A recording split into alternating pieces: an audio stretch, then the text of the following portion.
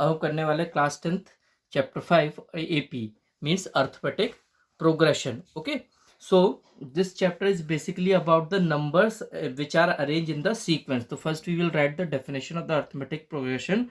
Okay, in simple language it is written as it is a sequence. Okay, it is a sequence of numbers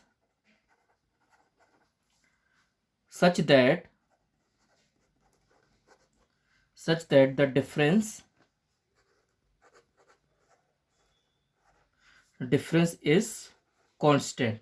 Okay, means it is the sequence of the number, it is the arrangement of such numbers that difference is constant. Okay, now we will check what is sequence. Okay, sequence. So sequence, it is a set of numbers arranged in a definite order. Okay, definite order. So if I write some example, okay, example of AP means first this is 1 2 3 4 5 and so on. And again if I write second example 2 8 14 20, okay, and up to 50. Clear? Then again if I write number third example 100 70 40 10 and so on.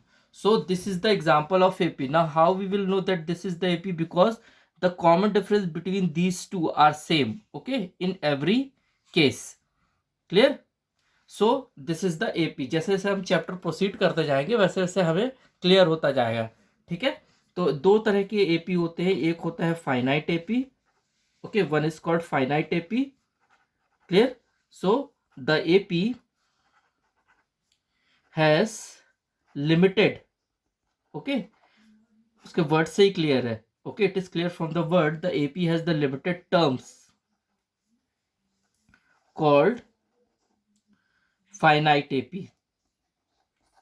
Okay, और एक से example कौन कौन से हो सकते हैं, है ना? तो इसमें अपन देख सकते हैं जिसको एंड कर दिया गया हो. ठीक है, वो हो जाएंगे हमारे फाइनाइट. और इन्फिनाइट में जो कंटिन्यूसली चल रहा हो, ठीक है, जिसका कोई अंत ना हो, वो इन्फिनाइट एपी हो जाएगा. Infinite AP. Okay, so unlimited terms. Unlimited terms. Okay, जैसे कि ये वाला. ठीक है, तो ये जो एपी है ये कहलाएगा इन्फिनाइट एपी, है ना? इसी के आगे अपन देखते हैं इसको कि कैसे प्रोसीड करेंगे. ओके, तो अब इसके बाद आता है जनरल फॉर्म ऑफ एपी, है ना? General form of AP. ठीक है, अभी यहां जो अपन ने ये जो एपी लिखे हुए हैं ना, इसमें देखो दो चीजें. एक फर्स्ट टर्म है ना, first term which is denoted with A, और एक है common difference which is denoted with D. हम आगे क्लियर करेंगे इसको क्या है. ठीक है, तो फर्स्ट टर्म और कॉमन डिफरेंस, तो इनमें जो कॉमन डिफरेंस है वो सबका सेम है, इसीलिए एक एपी के एग्जांपल्स है ना? तो अब अपन देखते हैं जनरल फॉर्म ऑफ एपी. मतलब अगर एपी लिखना हो तो उसका जनरल फॉर्मूला क्या होगा या उसका जनरल फॉर्म क्या होगा. Okay, so general form of AP is a plus D, A plus 2d, A plus 3d, a plus 4d and so on, है ना? ये आगे कैरी फॉरवर्ड होता जाएगा. ए plus 5d, a plus 6d, a plus 7d. इनको हम terms भी बोलते हैं. These are called terms. So this is first term, this is second term, this is third term, this is fourth term, this is fifth term, है ना? तो ए को हम डिनोट करते हैं फर्स्ट टर्म से. Okay, it is called first term. और D को हम डिनोट करते हैं किससे? कॉमन डिफरेंस से, या डी जो है वो कॉमन डिफरेंस होता है. ठीक है, now if we having the value a is equals to 5 and d is equals to 3 and we have to write the AP. Okay, so we will use this general form. Okay, so let's see. First a is equals to 5, then a plus d. A plus d means 5 plus 3 which is equals to 8. Okay, then again a plus 2d means 5 plus 2 into 3, which is 3 to the 6, 6 plus 5, which is equals to 11. Again a plus 3d, which is equals to 5 plus 3 into 3. So 3 3 is 9, 9 plus 5, 14. Okay. Then again a plus 4d, which is equals to 5 plus 4 into 3. 4 3 is 12, 12 5, 12 plus 5, which is equals to 17. So what will be our AP, है ना, हमारा AP जो बनेगा वो क्या बनेगा, our AP will be 8 first term, है ना, 11 14 17 and so on, it will be carry forward. Okay, so this is the general form of the AP, है ना. हमको कैसे general form of the AP, मतलब एपी कैसे बनाना है वो हमें इस फॉर्मूले से मिलेगा, या इस स्टैंडर्ड जनरल फॉर्म से हमें मिलेगा कि एपी कैसे बनाते हैं. तो अब जो एपी हमने बनाया था 5 8 11 14 एंड 17, तो अगर हम इनका कॉमन डिफरेंस चेक करते हैं, क्योंकि फर्स्ट टर्म तो 5 है ना, कॉमन डिफरेंस अगर हम डी चेक करते हैं तो क्या होगा, डी की वैल्यू ये, जैसे इसको हम लिख सकते हैं क्या, a1. Okay, this is a1 a2 a3 a4, है ना. तो ए या A1 कुछ भी लिख सकते हैं अपन, ए भी ए लिखे, चल ए लिख लेंगे, A1 इसको लिख लो, A2 इसको लिख लो, A3 इसको लिख लो, A4. ये टर्म्स होती हैं, A1 A2 A3 A4. A1 से भी स्टार्ट कर सकते हैं, इसमें कोई प्रॉब्लम नहीं है.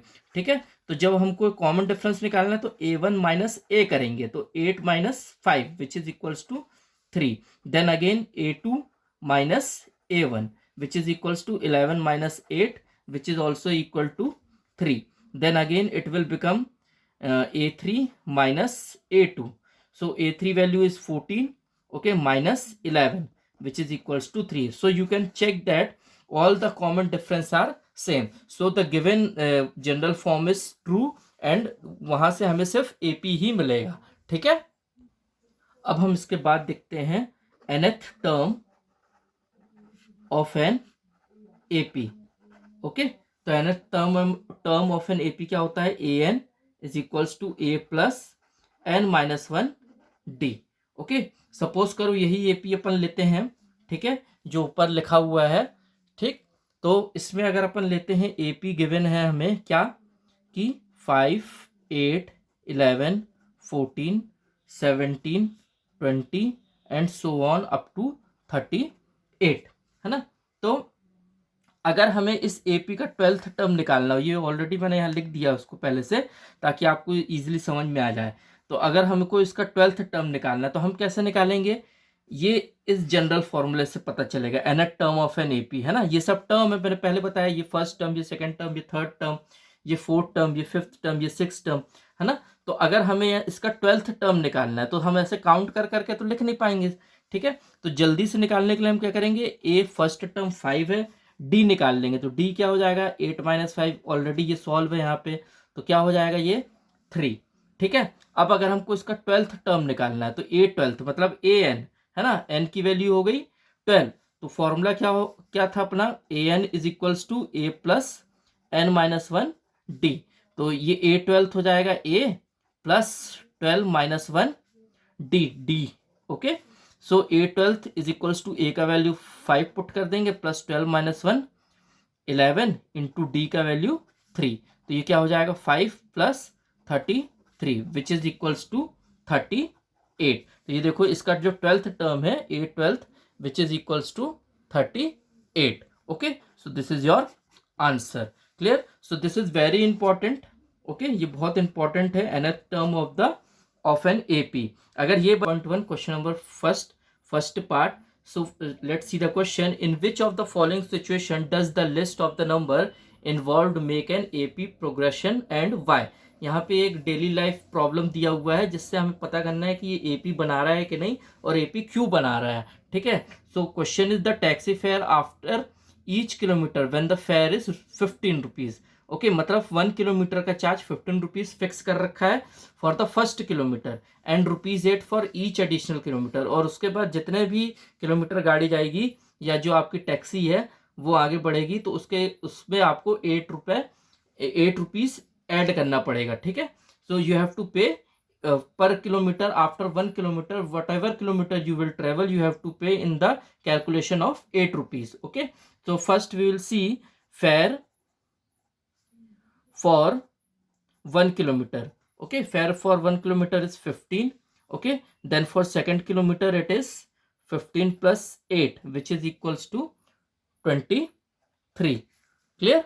Then again for 3 kilometer, again 15 first is fixed. Okay, plus 8 which is equals to 31. Then for 4 kilometer, okay, this is 15 plus 8 plus 8 plus 8, which is equals to 39. Okay, so then you can proceed forward. Okay, fifth kilometre के लिए भी इसी तरह से अपन निकालेंगे, 39 में 8 add कर देंगे. सिक्स्थ किलोमीटर के लिए इसीलिए निकालेंगे, तो ये इस तरह से ये चलता जाएगा. ठीक है, तो हमारी जो एपी बनी है वो क्या बनी है, 15, 23, 31, 39 एंड सो ऑन. ठीक है, तो ये एपी है कि नहीं है ये हमें चेक करना है ना. तो पहले हम इसका फर्स्ट टर्म ए तो 15 है. ठीक है, अब हमें डी निकालना है, इसका डी चेक करना है. तो डी के लिए हम क्या करेंगे, सीधी सी बात है, A1, A2, A3 ले लेंगे इसको. तो A1 minus A which is equals to 23 minus 15 which is equals to 8. Then again we will check A2 minus A1 which is equals to 31 minus 23 which is 8. Okay, then again we will check A3 minus A2, 39 minus 31 which is 8. तो आप देख सकते हो तीनों case में जो value है वो सेम आई है कॉमन डिफरेंस की, है ना. ये क्या है, हमने इसलिए बार बार आपको चारों का निकाल के दिखा दिया ताकि आपको पता चले कि सेम आने पर ही हमें डी लगेगा. नहीं तो आप दो का भी निकाल के देख सकते हो, चाहे तो सिर्फ आप इसको यहाँ तक कर सकते हो. ठीक है, तो ये जो हमारा आंसर है कि yes it is an AP. तो ये जो हमारा दिया हुआ एपी बन रहा है, yes it is an AP. Okay, yes it is an AP. Clear? So this is your first solution. Now we will see the second question. So the amount of air present in the cylinder when the vacuum pump removes 1/4 of the air remaining in a cylinder at the time. Okay, तो यहाँ पे एक cylinder है जो vacuum pump से हमें उसका air remove करना है, जो कि 1/4 पार्ट है. ठीक है, तो सबसे पहले हम वॉल्यूम ऑफ सिलेंडर लिख लेते हैं क्या होती है. ठीक है, तो volume, okay, volume of air in a cylinder be V, capital V ले लेते हैं इसको. ठीक है, वी लीटर्स. ओके, सो हर एक सिलेंडर तो पूरा एक है और हर एक स्ट्रोक में हम क्या कर रहे हैं, 1/4 पार्ट उसका रिमूव कर रहे हैं. तो 1 से जब 1/4 को माइनस करोगे तो 1/1 माइनस 1/4, तो ये क्या आ जाएगा आपका 3/4 पार्ट. ओके, इज रिमूव्ड, है ना. हर बार जो है वो 3/4 पार्ट जो है वो रिमूव हो जाएगा लास्ट में जो प्रोसेस बचेगी. तो जो अपनी एपी बनेगी वो कैसे बनेगी, वॉल्यूम तो रहेगा ही हमारे पास, एक वॉल्यूम एक स्ट्रोक हो गया, दूसरे स्ट्रोक में भी 3/4 पार्ट वॉल्यूम का रिमूव कर दे रहे हैं, है ना. फिर अगले स्ट्रोक में भी 3/4 पार्ट वॉल्यूम का रिमूव कर दे रहे हैं, है ना. तो ये स्क्वायर हो जाएगा इसका. ठीक है, और नेक्स्ट आगे जब हम करेंगे तो ये भी 3V/4 ये इसका क्यूब हो जाएगा, है ना. जैसे जैसे आगे बढ़ते जाएगा, क्योंकि हर बार स्ट्रोक, क्योंकि ये तीसरे स्ट्रोक में निकला है ना. ये फर्स्ट स्ट्रोक में तो इतना, तो फर्स्ट स्ट्रोक में इतना निकला, सेकंड स्ट्रोक में इतना निकला तो स्क्वायर लग गया, थर्ड स्ट्रोक में इतना निकला तो क्यूब लग गया. अब आप देख सकते हो कि यहाँ पर ही ये फिनिश हो गया, है ना, क्योंकि फर्स्ट टर्म तो इसकी वी हो गई, फर्स्ट टर्म जो है वो वी हो गया इसका, लेकिन जो कॉमन डिफरेंस है वो सेम नहीं आएगा. 3V/4 माइनस वी करेंगे आप तो इसमें आपको यहाँ पे कॉमन डिफरेंस सेव नहीं मिलेगा, और इसका भी जब आप माइनस करेंगे इसको स्क्वायर करने के बाद तो भी आपका कॉमन डिफरेंस सेम नहीं आएगा. तो ये जो हमें मिला है AP, no it is not an AP, है ना. ये जो मतलब हमको सीरीज मिली है, it is not an AP. Okay, तो ये एपी नहीं है. ठीक है, so this is your second solution. इसी तरह से आप थर्ड क्वेश्चन कर सकते हो. थर्ड और फर्स्ट क्वेश्चन बिल्कुल सेम है. 150 के बाद सब में हमको 50-50 ऐड करते जाना है ना. क्वेश्चन देखते क्या है, the cost of digging a well after every metre of digging, है ना. मतलब 1 मीटर का तो 150 है, उसके बाद जितने मीटर भी आगे बढ़ता जाएगा उसका चार्ज 50 रुपीज़ आगे एक्सटेंड होता जाएगा। जैसे कि यहाँ पे 15 फिक्स था, वैसे यहाँ पे 150 फिक्स है, और यहाँ पे 8 एडिशनल इंक्रीज हो रहा था, तो यहाँ पे ₹50 इंक्रीज होगा। तो मेरे मतलब आपको फर्स्ट और थर्ड जो है बिल्कुल सेम टू सेम है, वैसे ही करना है, तो आप इसको कर सकते हैं। हम फोर्थ क्वेश्चन देखते हैं। Okay, so the amount of money in the account every year, okay, when ₹10,000 is deposited at the compound interest of 8% per annum. Okay, तो यहाँ पे कुछ अमाउंट है मनी का, जब 10,000 रुपीज डिपॉजिट किया है कंपाउंड इंटरेस्ट से 8% पर एनम में, है ना, मतलब 10,000 रुपीज डिपॉजिट करने के बाद उसको 8% पर एनम के हिसाब से जो इंटरेस्ट मिलेगा वो हमें चेक करना है कि एपी में आएगा कि नहीं आएगा, है ना। तो इसका स्टार्टिंग अमाउंट कितना है वो देखते हैं अपन। तो starting amount, okay, starting amount is equals to 10,000, okay, then amount after 1 year. Obvious सी बात है, 10,000 का क्या बोलते हैं 8% निकालना है ना, 10,000 ऑफ 8% ऑफ 10,000, ओके, 8% ऑफ 10,000, है ना, जिसको आप सॉल्व करेंगे, है ना, ये बनना चाहिए, छोटी क्लास का क्वेश्चन है, 8/100 into 10,000, okay, so this cancel, this cancel, this cancel and this cancel, 100 into 8 which is equals to 800, तो उसको प्रिंसिपल अमाउंट में ऐड कर देंगे तो ये हो जाएगा 10,800, तो ये फर्स्ट ईयर का आ गया। इसी तरह से सेकेंड ईयर के लिए जो प्रिंसिपल अमाउंट हो जाएगा, है ना, सेकेंड ईयर के लिए देखते हैं अपन सेकेंड ईयर, तो जो प्रिंसिपल अमाउंट है वो अपना 8% ऑफ 10,800 निकालेंगे, तो ये हो जाएगा आपका कुछ 11,664।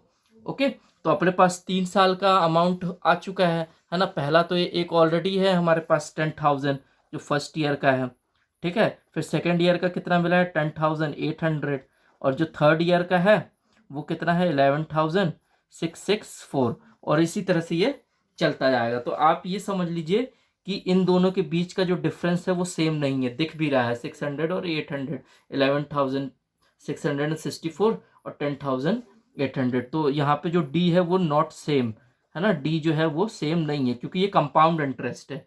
Okay, so it is not an AP, it is not an AP, understood. So ये आपका थर्ड सॉल्यूशन है। Now see the second question. So second question क्या, right first 4 terms of an AP when the first term A and common difference D is given. तो मतलब अगर आपके पास first term given है ना, ए गिवन है आपके पास, वो कितना है 10, हम फर्स्ट वाला ही कर रहे हैं, और d is equals to 10। Okay, तो हमें क्या निकालना है, एपी निकालना है, फर्स्ट 4 टर्म्स। तो जनरल फॉर्म ऑफ एपी क्या होता है ना, पीछे पढ़ा हमने जनरल फॉर्म ऑफ एपी, ये क्या हो जाएगा ए plus D, A plus 2d, A plus 3d। Okay, so carry on, then A is first term, so it will become 10। इसको कैलकुलेट करेंगे 10 + 10 विच इज इक्वल्स टू 20, है ना, 10 यहाँ 10 यहाँ। अब इसको कैलकुलेट करेंगे तो 10 + 2 इंटू 10, तो 10 to the 20, 20 + 10 which is equals to 30। That same thing here, 10 + 3 into 10, 10 3 30, 30 + 10 40 and so on. तो आपका जो एपी बनेगा वो ये बनेगा, या आपके 4 टर्म्स एपी के जो होंगे वो 10 20 30 40 होंगे, है ना। इसी तरह से आप इसका बाकी सारे क्वेश्चंस कर सकते हो, ठीक है। पर हम एक और क्वेश्चन इसका कर लेते हैं, फिफ्थ वाला देखते हैं। तो फिफ्थ क्या है, A is equals to -1.25 and D is equals to -0.25। तो जब आप इसको कैलकुलेट करेंगे, है ना, तो ए1 फर्स्ट टर्म आपकी ए या ए1 कुछ भी ले सकते हैं अपन, तो ए क्या हो जाएगी आपकी -1.25, तो ए1 क्या हो जाएगा आपका, कॉमन डिफरेंस है उसको ऐड करना है इसमें, है ना, तभी तो एपी बनेगा, या सीधे सीधे ए प्लस डी, ए प्लस 2d, तो ए प्लस डी, तो कॉमन डिफरेंस क्या आपको फर्स्ट टर्म में -1.25, और कॉमन डिफरेंस को ऐड कर दो इसमें -0.25, जो कि हो जाएगा आपका -1.50। ओके, अब इसी तरह से ये 1.50 इस तरह से भी इसको कर सकते हैं अपन a2, है ना, तो ये a1 प्लस डी, तो -1.50 प्लस -0.25, तो ये हो जाएगा आपका क्या -1.75, and a3 which is equals to this a2 plus d which is equals to -1.75 plus -0.25, तो विच इज इक्वल्स टू -2.00। तो जो आपकी एपी बनेगी वो क्या बनेगी, फर्स्ट 4 टर्म्स ऑफ एपी, एक ये आ गया, एक ये है ना, -1.50, देन -1.75 एंड -2.00। तो इसको लिख लेते हैं, एपी जो हमारा बनेगा 4 टर्म्स वो बनेंगे -1.25 है ना, -1.50, then -1.75 and -2.00। Okay, so this is your second solution. Third question और भी इजी है ना, for the following APs write the first term and common difference. तो मतलब यहाँ ऑलरेडी एपी बना हुआ है हमारा, ठीक है। थर्ड क्वेश्चन देखते हैं अपन, है ना, थर्ड का थर्ड, ठीक है। तो जो क्वेश्चन है वो क्या है कि for the following APs write the first term and the common difference. तो एपी क्या है हमारा, पहले वो लिखते हैं 1/3, 5/3, 9/3 एंड 13/3। चाहे तो सब सारे का सब्ट्रैक्ट करके निकाल सकते हो, या A1 A2 A3, है ना। तो फर्स्ट टर्म ए तो यहाँ पे आ गए 1/3, कॉमन डिफरेंस निकालना है अपन को, तो CD तो सिंपल सा है, CD ले लेंगे अपन, A1 माइनस A, तो ये हो जाएगा 5/3 माइनस 1/3 विच इज 4/3। चाहे तो सबके निकाल लो या सिर्फ एक का निकाल के छोड़ दो, क्योंकि ये ऑलरेडी एपी में है, क्वेश्चन में ही लिखा हुआ है। तो A2 minus A1 which is 9/3 minus 5/3, तो it is 4/3। Then again A3 minus A2 which is 13/3 minus 9/3 which is 4/3। तो ये आपका सॉल्यूशन है और आंसर है, बाकी सारे आप इसी के तहत जैसे कर सकते हैं। इसी के अकॉर्डिंग जो ये फोर्थ क्वेश्चन है, which of the following are APs, if they form an AP find the common difference d and write 3 more AP. तो इसका कॉमन डिफरेंस निकाल के 3 और एपी लिख सकते हैं। तो वैसे थर्ड और फोर्थ क्वेश्चन बिल्कुल सेम टू सेम है ना, तो अपन इसको आगे फॉरवर्ड कर सकते हैं। तो ये क्या हो सकता है कि जैसे 2, 4, 8 और 16 है, तो इसमें से 4 में से 2 माइनस करेंगे, 2 कॉमन डिफरेंस आ जाएगा, और ए तो ऑलरेडी हमारा 2 है, इसके आगे की एपी लिखना है, तो 16 प्लस 2 कॉमन डिफरेंस को ऐड करते चलेंगे, 2, 4, 8, 16 प्लस 16, 16 प्लस 2 18, 18 प्लस 2 20, 22, इस तरह से ये 3 टर्म और एक्स्ट्रा हो गए। सारे क्वेश्चंस जो है वो बिल्कुल इसी तरह से है आपके, ठीक है। यहाँ पे हर क्वेश्चन में पहले देखो 3 प्लस √2, 3 प्लस 2√2 एंड 3 प्लस 3√2। तो सबसे पहले तो ए निकालना है, वो 3 है, कॉमन डिफरेंस क्या हो जाएगा हमारे पास, 3 प्लस √2 -3, तो -3 प्लस 3 कैंसिल, कॉमन डिफरेंस √3, इसमें ऐड करते चलेंगे, 3 प्लस 3√2 प्लस √3, है ना, तो आगे की टर्म्स निकलती जाएंगी, है ना। तो ये आप सब सॉल्व कर सकते हैं, ठीक है पूरा। तो यहाँ पे आपका एक्सरसाइज 5.1 जो है वो फिनिश होता है।